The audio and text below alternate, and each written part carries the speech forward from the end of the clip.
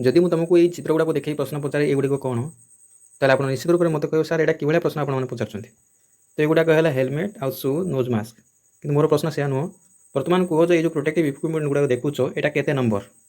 तो या निर्दिष्ट गोटे नंबर रही यार प्रश्न निश्चित रूप से आमको टेक्निकाल क्वेश्चन में पचरा जाए आसूसी बहुत बारंबार रिपीटेड क्वेश्चन को पचरा जाए तो चलते बर्तमान जाना ये जो safety equipment sorry PP personal protective equipment गुड़ा रही से गुड़ार नंबर कौन रही आ केते प्रकार रही मन रखु टोटाल 8टी आम पीपी रही 1 टू 8 नंबर पर्यंत से गुड़ाक बर्तमान जाना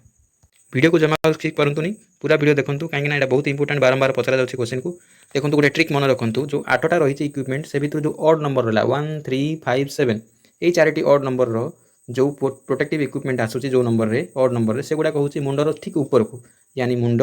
कान नाक आखि यही 4टार प्रोटेक्शन 1 3 5 7 1 हूँ हेड प्रोटेक्शन आउ 3 हूँ आमर रेस्पिरेटरी नाकर प्रोटेक्शन 5 हूँ आमर आखिर प्रोटेक्शन आउ रहा 7 नंबर हूँ कानर प्रोटेक्शन ठीक है भल भाव मन रखिदेव मुंड तापर रहा नाक तापर आखि तापर कान 1 3 5 7 ऑड नंबर रहा मुंडर ऊपर को प्रोटेक्शन बाकी रहा इवेन नंबर मुंडर तौल को प्रोटेक्शन यानी 2 रहा जोता फुटवेयर 4 रहा आर्म एंड हैंड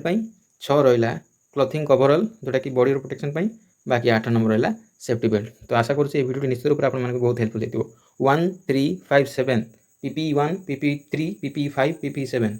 मुंड कान आखि नाक 4टार प्रोटेक्शन भल भाव मन रखिदेवा बाकी रहा 2 4 6 8 2 रहा पाद निमंते 4 रहा बाहु निमंते हाथ निमंते 6 रहा क्लथिंग पूरा बॉडी को प्रोटेक्ट 8 रहा सेफ्टी बेल्ट मन रहिबो निश्चित रूप से मन रहिबो आशा करुँचे वीडियोटी बहुत हेल्पफुल होती है ट्रिक बहुत आप हेल्पफुल होती 1 3 5 7 जोटा कि आम मुंडर ऊपर को प्रोटेक्शन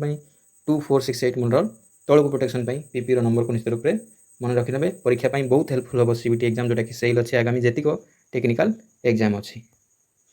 धन्यवाद।